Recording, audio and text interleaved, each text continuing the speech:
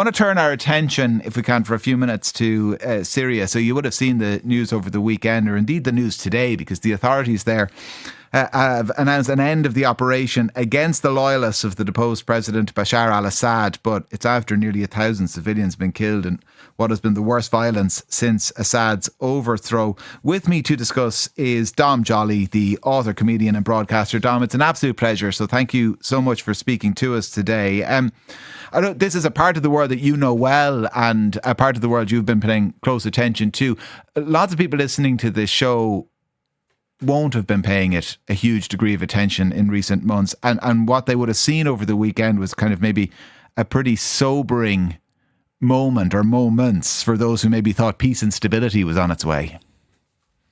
Yeah, I think, obviously Gaza's taken up most of the sort of Middle East news bandwidth recently. And I think people only really have time for one Middle East conflict at a time. And I think Syria had gone on for so long, and then supposedly with Bashar al-Assad being sent off to some weird dictator's retirement home in Moscow, that maybe Syria was going to have a bit of peace and quiet. And it did look like that initially. The new leader of Syria, Ahmed al-Shara, is a strange thing, a moderate ex-Al-Qaeda person, which sort of seems a bit weird, but and certainly did start with an intent of kind of taking over Syria and almost doing not quite South African levels, but basically pardoning any ex-member of the Ba'ath Party or people that worked for Bashar al-Assad, unless they'd been directly involved in, mass executions, murders, that kind of thing.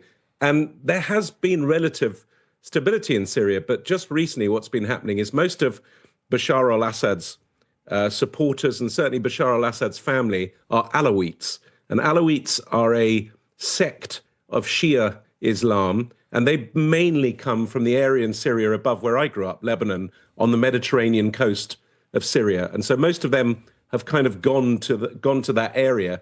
And that's where the trouble has really started with, I think, people feeling that a lot of people have got away with murders and got away with massacres. And there have been some reprisals against people that have been named in various massacres and murders. And then the Alawites themselves are now retaliating against soldiers and representatives of the new government. So that's what started it. So how much control then does Ahmed al-Shara have over what is happening? I think he has. Syria's in a strange state at the moment because the sort of central part of Syria is mainly desert, but the sort of towns like Damascus, Homs, Hama, which are the central towns in Damascus, I think his government has pretty good control over it. The far east of the country is Kurdish, and it is, I think, probably in the end will separate and become some sort of Kurdish state. And that leaves this coastal strip, which, like Lebanon, is quite mountainous. It's more difficult to keep control over. And also everyone that lives there pretty much are Alawites, who are, people that were in power and are now kind of retreated into this sort of little mountain kingdom, and that is much more difficult to control. I know when we spoke to you a few months ago, you suggested that Syria might ultimately break up into 3 distinct areas. Are we seeing possibly the beginnings of that? I mean, again, I'm absolutely no expert in this at all, but I that is what I felt, in the same sense that Lebanon's like a very small version of Syria, and that it's an artificial country to some extent, although Syria, much more of an artificial country, just drawn up with random lines by the French and the English after the First World War. But I think, yes, the far east of the country, definitely it looks like that's certainly going to stay under Kurdish control, although the Kurds are fighting the Turks, so that will be problems up there. The Alawite area is more tricky because, firstly, it's the only access Syria has to the sea.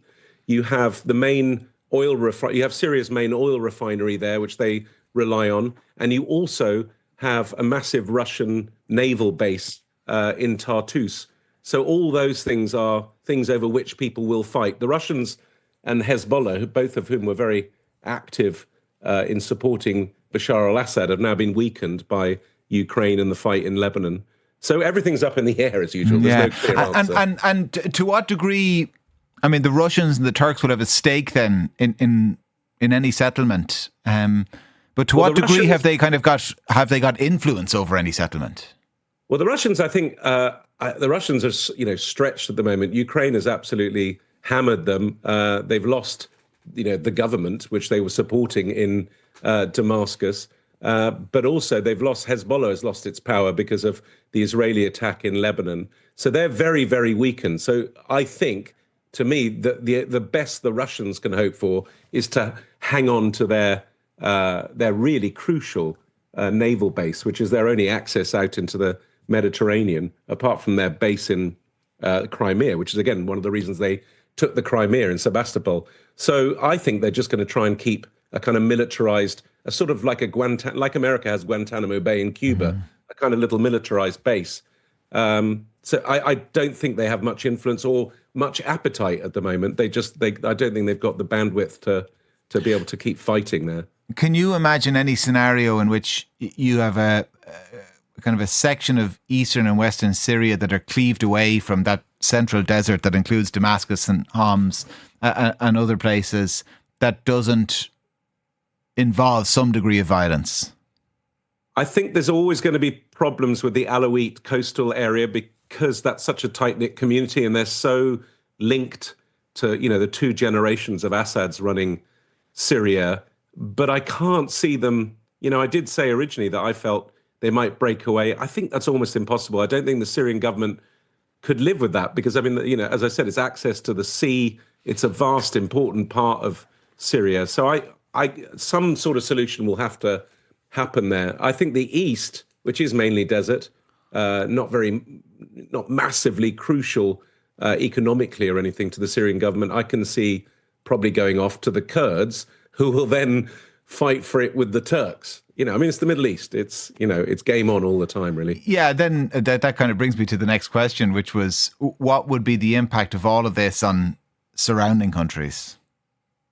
Well, it's interesting. It's like Lebanon has now gone back into relative stability again following the Israeli invasion. The Israelis tend to invade about once every 10 years and sort of shake Lebanon up and ruin infrastructure. And then it takes Lebanon 10 years to rebuild. But Lebanon's relatively sound at the moment. Turkey is just worried about its security. Turkey is worried about terrorists infiltrating over from remnants of al-Qaeda into Turkey, but also Kurds. So that border is going to stay unstable.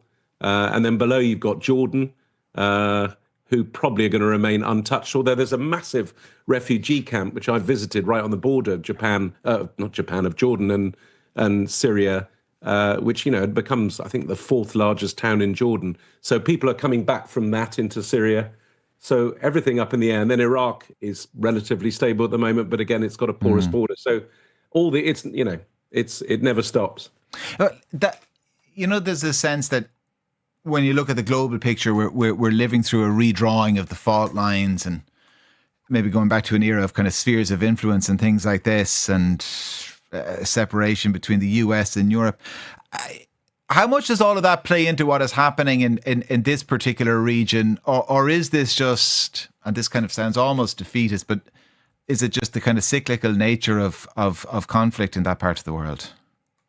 I think there is a cyclical nature. There clearly is. I think what's interesting, if you look at what's happening in Ukraine, in a sense, that's whatever, I'm not saying I'm on any side of this, but that's a redrawing of borders, because when Ukraine became independent, and broke away from the Soviet Union, the Russian view is that certainly the areas that the Russians control now in Ukraine up to the Dnieper should have been still part of Russia. And that's really what they're after. And in the same sense here, but the difference is that is a very clear sphere of influence. And, America's now saying that's Russia's sphere of influence, so we're going to leave you alone there. The Middle East is different because no one has a clear sphere of influence there. It's not American, it's not Russian, and it's not Chinese. And before, it was always, everyone had their little puppet state, and Syria was propped up by the Russians. And everyone's kind of pulled out a bit now. Everyone's kind of like, we're not going to get involved. We don't want another Vietnam type feeling. Everyone's very busy with the Ukraine. So I don't know. It's a bit of a free-for-all at the moment. It is. If I knew, yeah.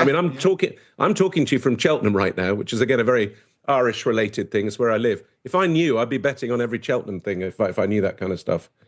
Yeah, well, if it's not too jarring a juxtaposition, we're going to be talking about Cheltenham later in the show. So we'll have some I'm tips. Here, but I don't know any winners there either. All right, well, stay listening, Dom. We'll have a few tips for you later on. Listen, it's a real pleasure to talk to you, and thanks a million for taking a few minutes. Dom Joly, the author, comedian, and broadcaster.